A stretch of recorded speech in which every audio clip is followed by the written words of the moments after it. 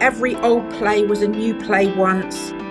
Anyone and everyone should have the ability to have access to creativity. You are creating a world that exists live. You're not creating a world that exists on the page. I think playwriting is an incredibly brave act. Anyone and everyone can write a play.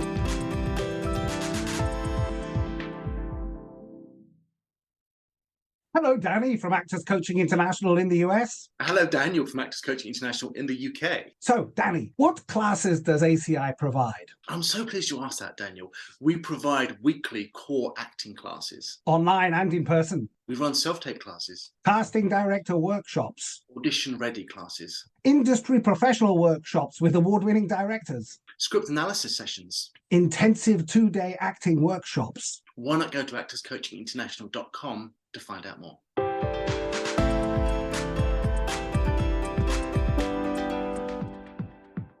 Suzanne Bell, you are in the room with us today. How are you feeling? You good? I'm really good, yeah. It's so wonderful to have you here. So for listeners that don't know Suzanne, Suzanne is the current dramaturg at the Manchester Royal Exchange Theatre and has been working on the Bruntwood Prize for the past decade. So there was no one better to talk to about this amazing prize. And it's something that I was talking to Suzanne before we started recording, that I've been a bit of a super fan of the Bruntwood Prize from the sideline. I've never entered. Maybe this year will be the year, who knows? But it's a prize I really, really enjoy. It makes sense to basically start at the beginning of this, as is what we normally do when we talk to casting directors, actors, agents and things. So can you tell us a bit about the history and mission of the Bruntwood Prize for playwriting, and how has the competition evolved since its initial inception? Yeah, so it was officially launched in 2005, but before that, Michael Oglesby, who was chair of the Oglesby Charitable Trust and also founded Bruntwood as a property development company, was a long-term supporter of the Royal Exchange in various different forms. Him and his wife and his family, they came to see everything at the theatre, right from when the theatre first opened in 1976. And they wanted to support, they were always about kind of the new work, new voices. Every old play was a new play once, and how important it is to put new work and new voices on our stages to talk about the world we're living in. And so they were huge advocates for writers and new writing and the theatre, and they started to explore the idea of a really sort of local, small kind of new writing competition for local writers. And that was run, and for kind of young writers, and that was run for a couple of years, and it felt really positive and there was lots of activity around it. And then in true Michael Oglesby fashion, he went, no, let's go bigger, let's do this. And there was a dinner, and now in the theatre, I wasn't there, but in the theatre kind of realm, an infamous dinner in a suburb of Manchester when the Bruntwood Prize was dreamt up as a national playwriting competition. Initially, it was just in the UK. It was always anonymous, and it was really important for everyone who started the prize that it remain anonymous, because it's the idea that anyone and everyone can write a play and should have access to creativity and should be encouraged to be creative. And the power of kind of telling stories and being creative is really important, sits at the heart of the Oglesby Charitable Trust and Bruntwood, and how a city thrives through its creative output, just as much as, alongside all the other elements that affect a city. A city needs creativity to thrive. So the Bruntwood Prize was born in 2005, and Michael Oglesby and the team at Bruntwood were always very much in partnership with the Royal Exchange. It remains a very kind of important part of the work at Bruntwood and the Oglesby Charitable Trust and at the Royal Exchange in terms of how we run it, how we develop it, what we want to achieve through the prize. So before my time, but it's always been anonymous. Then it went paper paper-free. So it became the first sort of completely paper-free prize. So everything was done online, and that meant a huge investment from Bruntwood and the Oglesby Charitable Trust into creating a website that could hold 2,500 submissions. And then in the 10th anniversary of the prize in 2015, we launched the sister prize, which was the Bruntwood International Award. And that was first awarded in 2019, which was Kimberly's untitled Fuck Miss Saigon play. Yes. And then, we've also launched the Original New Voice Award. And from 2022, we made that a Northwest Award to try and encourage and support talent from the Northwest, because the home of the Bruntwood Prize is the Manchester Royal Exchange. And although it's really important that the prize is not about writing for the Royal Exchange, and it sits alongside our other commissions at the theatre and lots of other ways in which we work with writers, it is, you don't have to think about writing for the Royal Exchange, and the readers are told you are not reading for the Royal Exchange. But its home is Manchester, and so we want to support the local ecology of playwrights and find ways to support that. And that's why the Northwest Original New Voice Award was started. That's fantastic. And our industry is naturally incredibly London-centric. So I think there's no disrespect in doing something solely for the Northwest. I think that should be happening. That's quite right. That should be happening. What I loved about what you said there, going back to that infamous dinner you mentioned, which sounds like the start of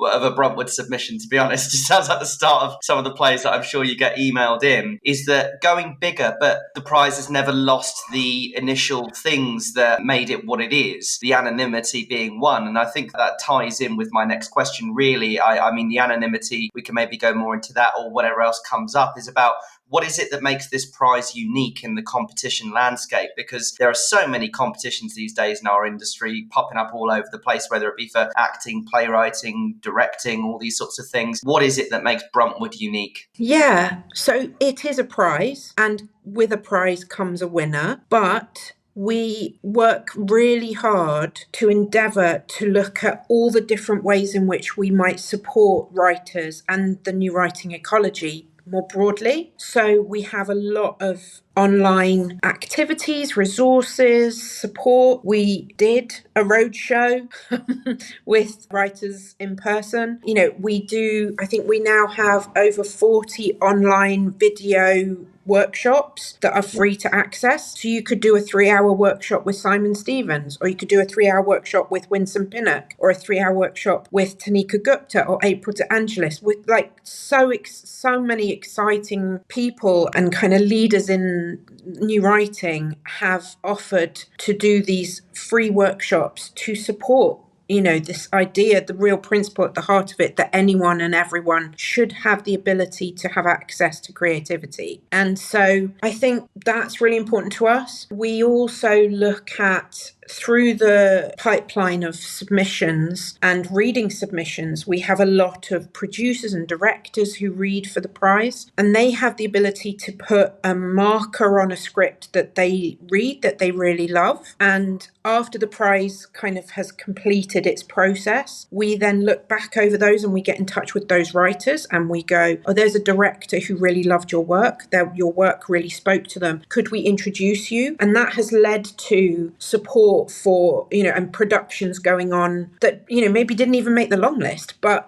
there was a relationship there that the director, that play spoke to them or the producer, and they wanted to reach out to that writer. So, that's really important. The way in which we offer feedback is very carefully curated in a way that means that we are able to give really in-depth feedback from high-level professionals. And we also do a reader training. So, one of the biggest parts of the budget for the Bruntwood Prize is for our readers. We recognise that's really important for us to look at how we support the ecology of people reading plays and give people, so we do a training package that the readers are paid for separately for their time. There are lots of different ways in which we look to try and support the ecology, the wider ecology of people trying out playwriting and being playwrights and supporting those journeys. And also when it comes to looking at the winners, we have a lot of kind of opportunities alongside the kind of prize. So, for example, one of the winners goes to the Banff Playwrights Conference in Canada and spends 3 weeks developing their work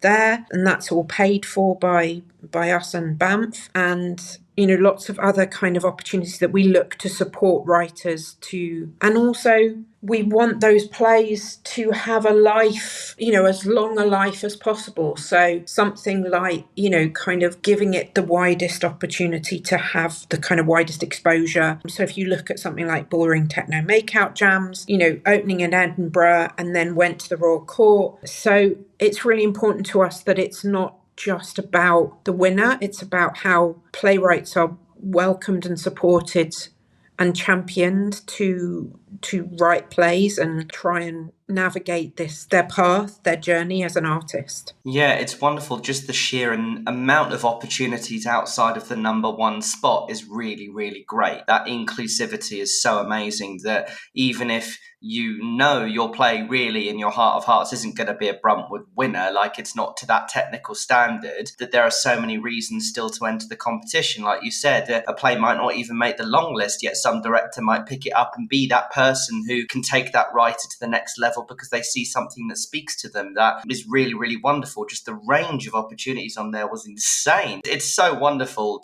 to see. I'd like to talk more now about the writers themselves and the work. And I sort of hate using the word mistake here because I don't think it's the appropriate terminology, but it's what I had.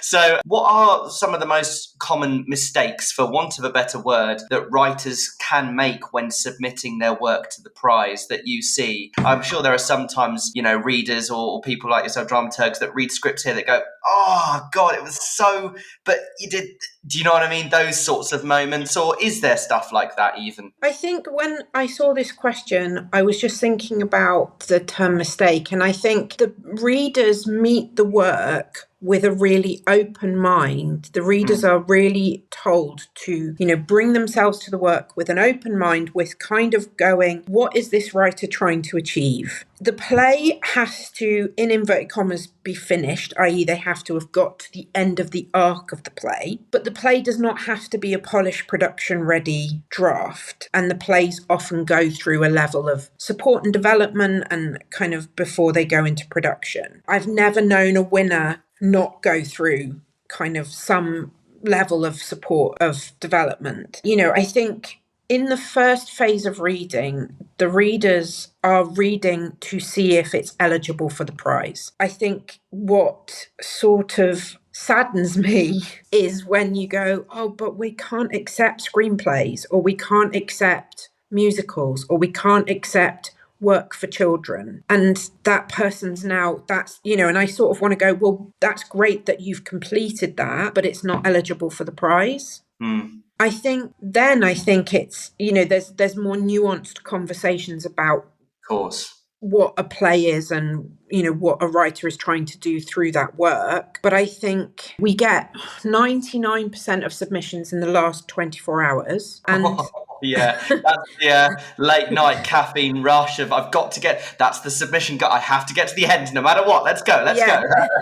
Which I love. But also I would say to anyone who's thinking of submitting, do use the resources that are on the website, because there's a lot of resources. There's like an amazing video workshop with Nicola McCartney about redrafting. And so maybe you've got to the end of your play and you go, I'm going to leave it for a couple of weeks because I've got time before the deadline. I'm going to leave it for a couple of weeks and then I'm going to watch the Nicola McCartney workshop and I'm just going to ask myself the questions she asks me and relook at my play. And maybe there's something, I could do with that work to kind of develop it just from watching that workshop and sort of using the resources online or using resources that are, that you have access to elsewhere. So I remember when Chris Urch won a prize for the Rolling Stone and he was like, I got some friends round and we sat and I bought bottles of wine and we sat in the living room and read it out loud. And I'm really pleased that I did that because stuff came out of just that, even though that play then went through loads of development and kind of change, having, like, after winning a prize, I think there's something about using the resources that are available, whether through the website or whether through yourself as a writer, to kind of go, have I explored this as much as I can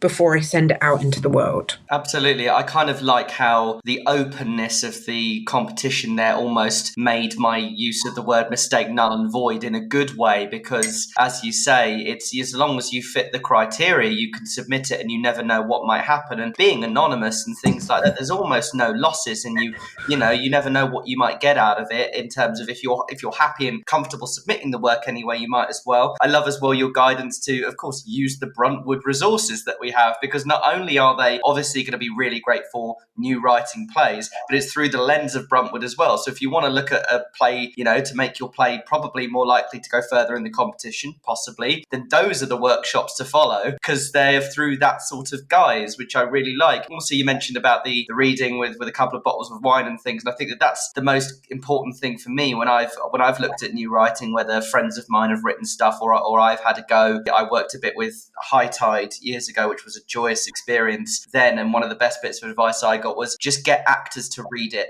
Just get any actors around a table, whether it's virtual or in person, to read your script. And the amount you learn just hearing it out loud from a trained voice is remarkable. It really is. And yeah. I'm sure you find that when you get, as you mentioned, any of these plays come through, especially when they get to the later development stage, when it's read out loud, suddenly writers go, oh my God, that is perfect. I did write that right. And then more often than not, it's, oh, what was that? Yeah, but if you don't have access to professional actors, if you're just starting out and you're not in that sort of industry, then even just reading it out loud yourself, which can be really cringy, but sort of, and kind of maybe just doing it by yourself in your, in the bathroom, with the door locked. Just sort of reading it out loud yourself and kind of going, oh, this feels weird. And kind of, why does this feel weird? Or what's the rhythm? Or, oh yeah, it's really flowing now. Oh, this is really exciting. Oh yeah, I know who's talking, and sort of reading it out loud. And sometimes when I'm reading plays for Bruntwood, I read them out loud and kind of go, okay, how does this, because you are creating a world that exists live. You're not creating a world that exists on the page. And I think sometimes, it's important to kind of celebrate that.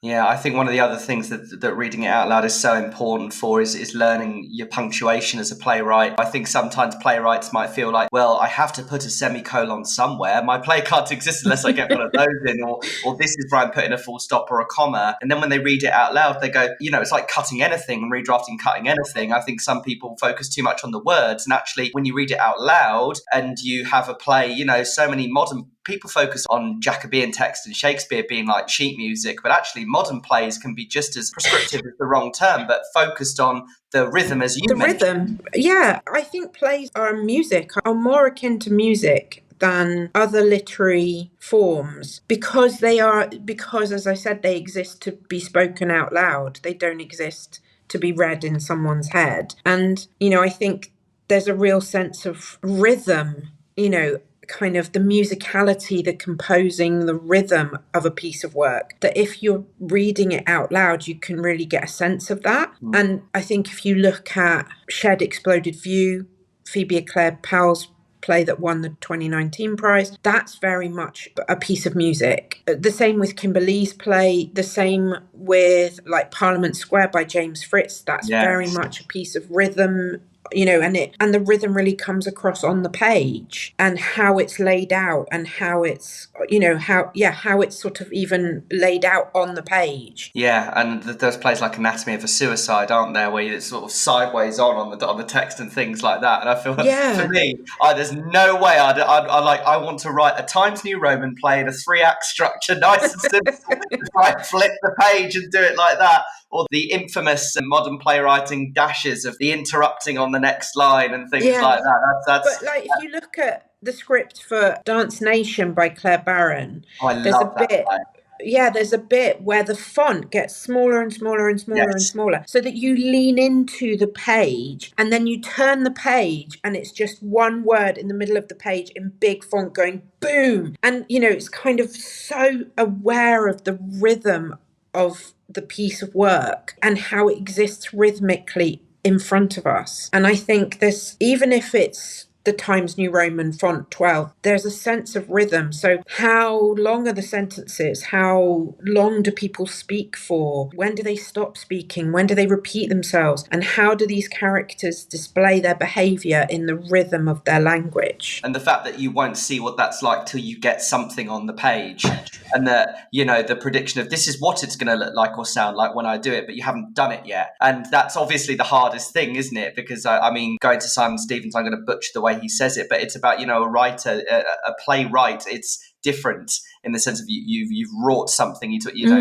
is the work in itself is part of the title. And it's the hardest part is actually the writing, getting it on a page. Look, you and I can sit here and nerd out about new writing for hours and hours and hours. I better crack on with more questions, but wonderful. Look, we're still talking about writing, aren't we?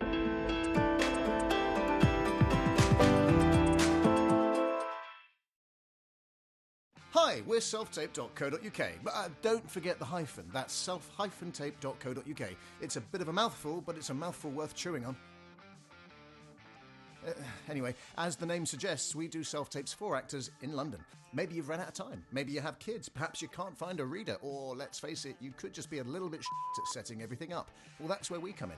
But it's not all we offer. No, we also shoot showreels for actors too. Custom showreel scenes shot from scratch to show casting directors and agents exactly what you can do.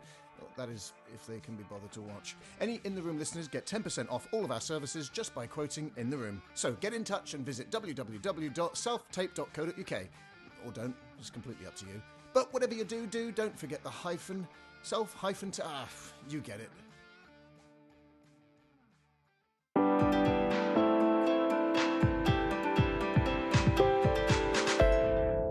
Have you found that in attempting to make their work stand out more, playwrights might have produced a worse script than if they just focused on other aspects of the text? I think when I wrote this question, what was in my mind is if someone, again, we need to make sure I'm on it with my terminology here. It's not that people are going into the playwriting competition with the wrong intentions. People just want their writing to be read and to get feedback and to see what happens. But that sometimes they get so zeroed in on what they think is a standout concept or a wacky idea that's what's going to get them the playwriting win. Have you found people often zero in on that so much that other aspects of the script might suffer? I think playwriting is an incredibly brave act because you are writing something from your heart and soul that you then send out into the world, and you're creating worlds and you're creating characters and you're being vulnerable. You're being vulnerable because the characters on stage are vulnerable. And you are going, this is what exists in my head, in my imagination, or you going, this is what exists in my heart and this is what I want to explore. And I think it saddens me if someone says, oh, but I know what a Bruntwood play is, or I know what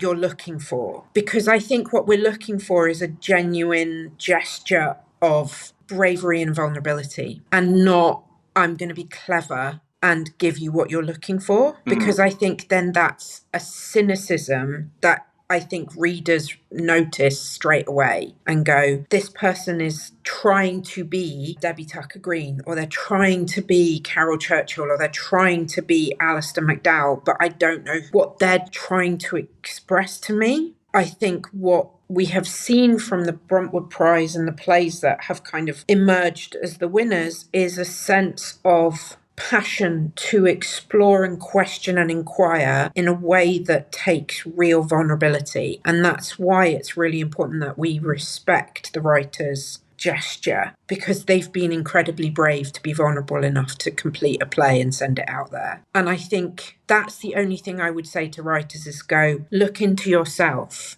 Look into yourself and go, what is it that I want to question? What is it that's my inquiry? What is it that keeps me awake at night? Where does the world exist in my imagination? And what's the story that will help me explore this inquiry that I'm passionate about? Not that I'm just going to do this because I know I can. Do you know what I mean? I absolutely do, and I think there's a difference there that people need to be aware of between someone that is attempting to, no matter how well intentioned, mimic another playwright, as you mentioned, and that you shouldn't be doing that, but you are more than welcome to learn off other playwrights and Oh, successful. wow, God, all the time. You know? Like, definitely learn. Oh my God, yeah. I'm like, yeah, learn all the time and be influenced by as broad a range of things as possible. You know, not just writing for the stage, but music, different forms of music, different forms of art. Like, I sometimes go, is this play an oil painting or a watercolor? Is this play or is it cubism?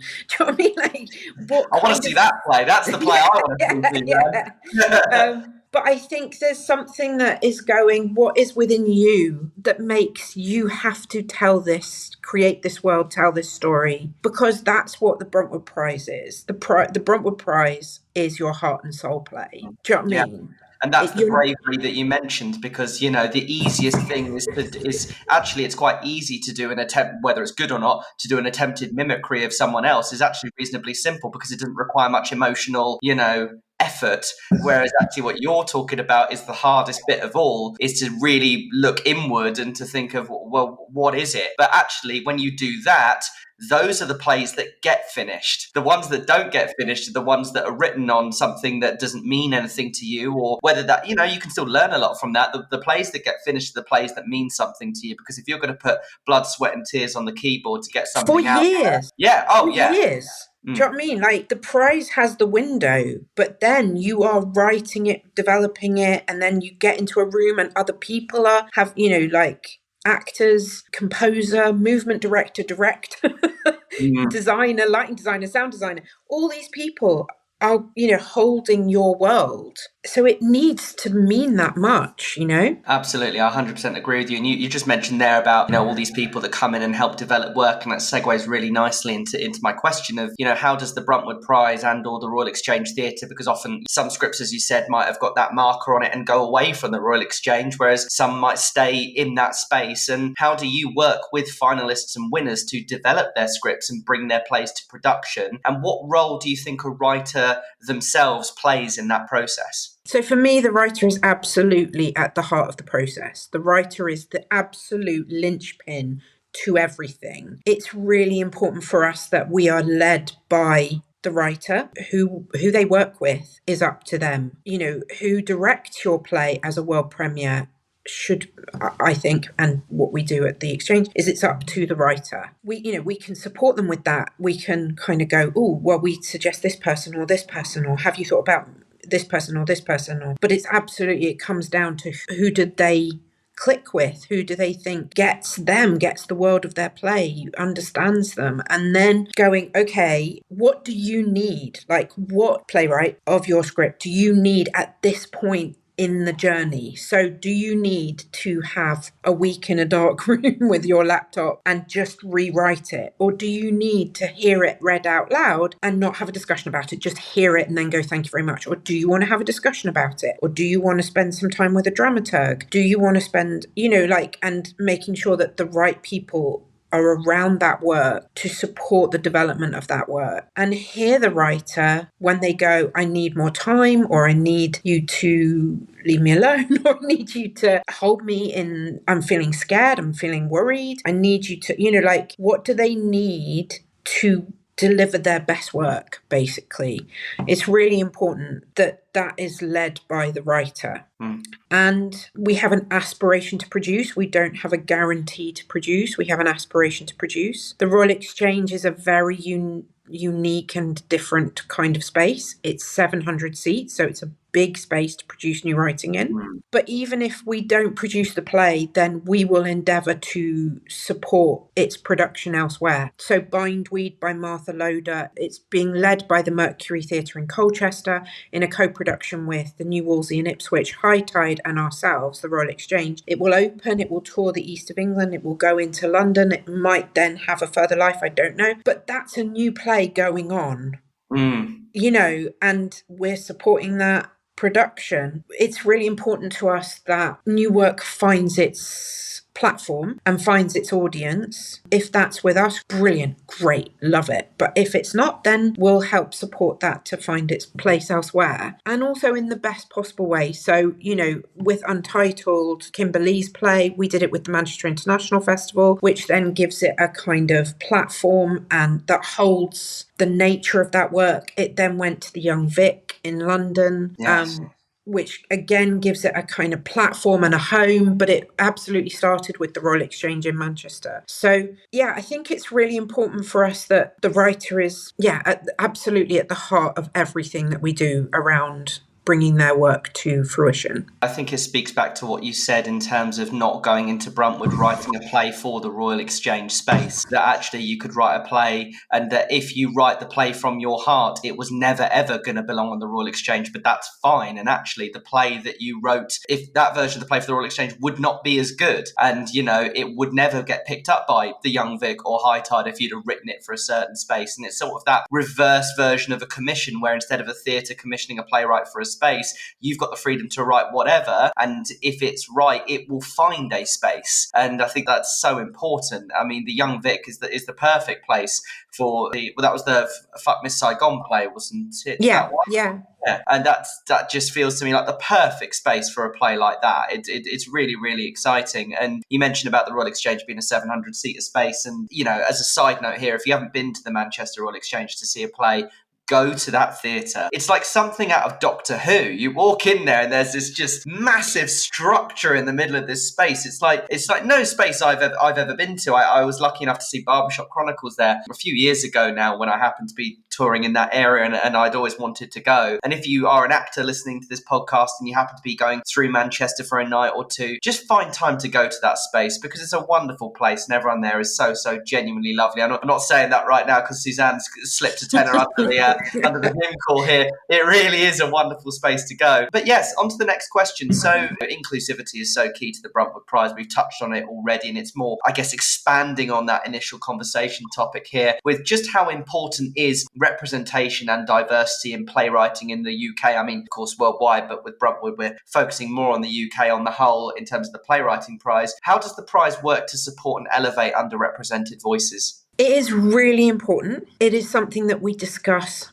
endlessly, like really, really important to us. The prize is anonymous. That has been from the word go, and the anonymity sits at the heart of the prize. So, and we go to great lengths to ensure the anonymity, including asking writers to change titles of scripts so that they can't be Googled and stuff like that. So, yeah, we go to kind of real lengths to hold on to the anonymity. So it's really important where we can control and look at how we are as inclusive as possible, that we do that. So that means representation and diversity and inclusion in the judges. It means representation and diversity and inclusion across all levels of readers. And then the training that we have created for readers has been created in collaboration with a wide range of artists to really look at the reader taking some time to look at how they bring themselves to a piece of work and who they are and the lens that they bring to the work that they're reading. And recognizing that reading a piece of work or exploring a piece of art is subjective. But how can I, as a person, be aware of the subjectivity that I might bring from my position and my lived experience to a piece of work? And how can I try to, A, be more aware of that, and B, look at, okay, if this isn't, in inverted commas, for me, how do I then bring myself to looking at the work from a different angle? Also, we have specialist reads. So we get quite a lot of work in BSL, which is great.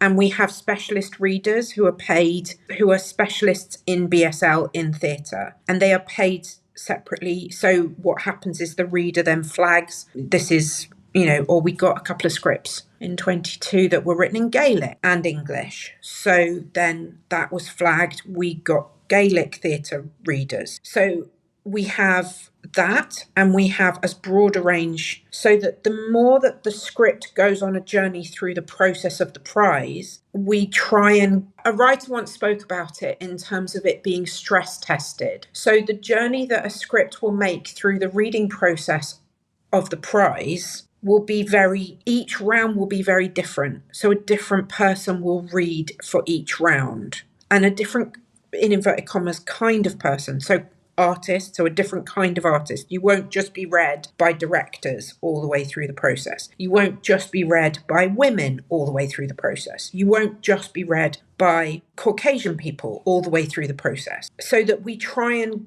give those plays as many different angles of exposure to people who are coming at it and go, okay, I recognise this and I want to champion this.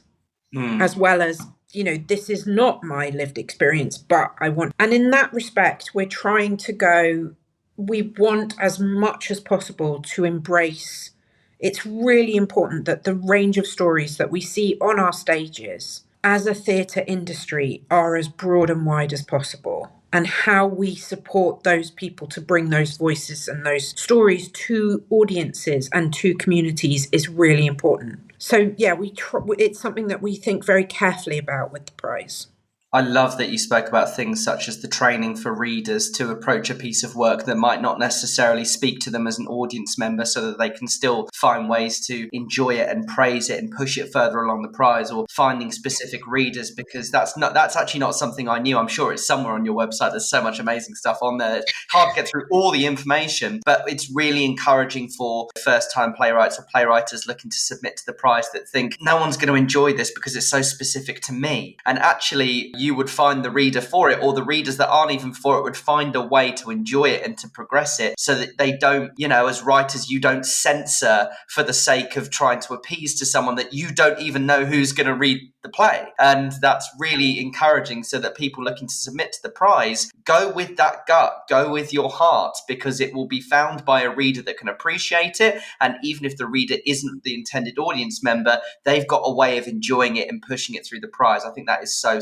important. Let's talk about one of the winners. So Shed Exploded View is opening the week this podcast releases at the Royal Exchange, and it's the 2019 Bruntwood Prize winning play written by Phoebe Claire Powell. And the tagline on the website, which just is awesome, is a devastating and delicately woven piece about violence, love and loss, which is pretty badass in my opinion. I love that. What is it about that piece of writing which made it a Bruntwood Prize winner, and how exciting is it to finally get it on the stage at the Royal Exchange? It is so exciting to finally get it on stage at the Royal Exchange. So exciting. The director of the production, Utri Banerjee, was a resident director at the Royal Exchange when we were running the 2019 Bruntwood Prize. And he was there's a big sort of 7-hour script meeting when we discuss and argue for a long time the kind of top 60 plays to define the top 15 shortlist. And he was part of that process. And he talks about remembering, when he first read Phoebe's play, and obviously he didn't know it had been written by Phoebe. He didn't know. He just came to the play and just went, this is one of the most exciting plays I have ever read. And everyone around the room was like, yeah, this has got to go in the shortlist. This is so exciting. It feels really, really vulnerable, really urgent. It feels like it is open to embracing an audience to bring their own experience to the work. It's not going, I'm going to lecture you. It's going, how do we live with this? How do we explore this together? It's formally inventive, but not for the sake of being formally inventive. It comes from one of the characters' journeys through the play. I mean, all the characters' journeys through the play, but actually, like, one character is trying to tear apart time. And I don't want to do spoilers, so I won't say why, but they're trying to tear apart time. And so the play itself is fractured and torn apart. It's such a beautiful, there's a story, the characters are complex, the emotions are complex. There's a real empathy to all the characters in this play, even if their actions and behaviours are not something we would want to are not something we can condone. We understand them. They are complexly written and they are emotionally truthful in a way that feels really kind of beautifully compassionate. There is no judgment in this play, even though it deals with very difficult subject matter. And I think there's a real kind of clarity to why this play needs to exist live on stage. And that's about the kind of inquiry at the heart of it. I mean, that sounds absolutely awesome. I mean, rip apart time. That's just, that I should have picked that tagline. That's just as, mate, you should have written the tagline, Suzanne. What are they calling you in that as well? It's really awesome. I mean, that sounds brilliant. And look, if you are in Manchester, close to Manchester, or in any way can get to the Royal Exchange and see this play, please do. If that's not possible as well, picking up the play text wherever you might find it can make a huge difference. I mean, especially to Phoebe Claire Powell, but also the theatre, the prize, all that sort of stuff, whether it's at the National Theatre Bookshop, the Royal Court Bookshop, or things like, any of the online play text shops. Just pick up these new writing plays, because often you can get scripts for £5 now and again places, and that can mean the absolute world to a writer. And money's tight right now, cost of living crisis and everything. But if you're an actor that is interested in the theatre and you are not at least putting part of your yearly budget as an actor towards investing in new writing plays and reading them, then you are missing a trick. It's a vital thing for actors to be doing. So whether that's Shed Exploded View, another new writing play that comes out from a writer that you love, or a theatre that you want to support, buy these play texts. They mean a huge amount to everyone involved in that production. Let's talk about the future of Bruntwood in a way. So applications open this September for the next round of the Bruntwood Prize in 2025, which will be an amazing 20 years since the inception of the competition. What do you think has been so key to this prize's long-term success, and why should writers choose this coming year as the one where they go for it and enter their work? 20 years, I know, it's mad. I think the longevity of the prize is due to the way in which we have tried always to respond to the new writing landscape. We have tried really hard to listen to what writers and people exploring writing might want and need. We have tried really hard to go, this is not just about the winners, this is about the whole, how we support the whole ecology and celebrate new writing. Like we spoke about, you might have your play on that didn't win but was introduced to a director through the Bruntwood Prize, and then we'll put it on the website to celebrate that. We'll ask you to write about the experience of having your play on and try and help you market that. If your play is longlisted, you get the report, but we want to know what happens with those longlisted plays. We want to kind of celebrate them. Yeah, I think it's important for us to celebrate the past and the past 20 years and go, this is, look at the journey that those writers have gone on. Look at Anna Jordan, who's gone on to do Succession and Killing Eve and been at the Royal Court, and who did an amazing production of Mother Courage for us, in a co-production with Headlong. Look at kind of the writers that have emerged from the Bruntwood Prize and how that relationship is really important, and not just the winners, but the shortlisted writers, and, kind of celebrating that. So I think there will be a certain looking back and celebrating, but I think it's also important for us to kind of go, what happens now and what happens next? What happens in the future? We want this to continue for the next 20 years. How do we support writers and the writing ecology? How do we understand how difficult it is for writers and artists at the moment? And how can we support them to be creative and to explore their craft? How can we continue to celebrate putting new writing on and bringing it to audiences, and the importance of telling new stories and exploring the world we live in, particularly when times are really tough, So I think, I don't want to give too much away, but we will be doing, there will be some really exciting announcements coming up around the 20th anniversary of the prize. And we will also be doing a lot of online stuff to support people to get ready to submit. So hopefully, we'll get loads of really exciting plays. We'll put directors peppered through the reading process. They'll hopefully connect with the work, and we'll support the kind of wider ecology ecology of new writing in the UK. I think, and further afield with our partners, our international partners are really important to us, because not only do they support us to accept international submissions, but they read a lot of the UK submissions. And that means they pick up those writers, or they know about those writers, and they can go, oh, I read your play, or, I know this work. So it all sort of, we're trying as much as possible, endeavouring to kind of support the wider ecology. Absolutely. And I think that is a wonderful place to end this podcast. I want to focus on Bruntwood at the end there, the prize in itself. It's been so wonderful to chat to you, Suzanne. Honestly, I mean, if people have a chance, please go see Shed Exploded View. If you can't get there right now, get to the Royal Exchange, follow Bruntwood on social media. If you're a newer playwright or an actor that's never written before, but you've come across this podcast, please engage with the prize. You don't know how important you are if you're someone that decides to pick up a pen, pick up a keyboard, get to a keyboard and type something out on there. You guys are the voices of this industry in the future. Please do submit stuff to the prize. I've learned so much. I mean, I'm sort of a fan of the Bruntwood, and I've learned so much talking to you today, Suzanne. So thank you so much for giving up your time and your knowledge to us today. Thank you for joining us in the room. Well, thank you so much for inviting me. I love your podcast, so thank you.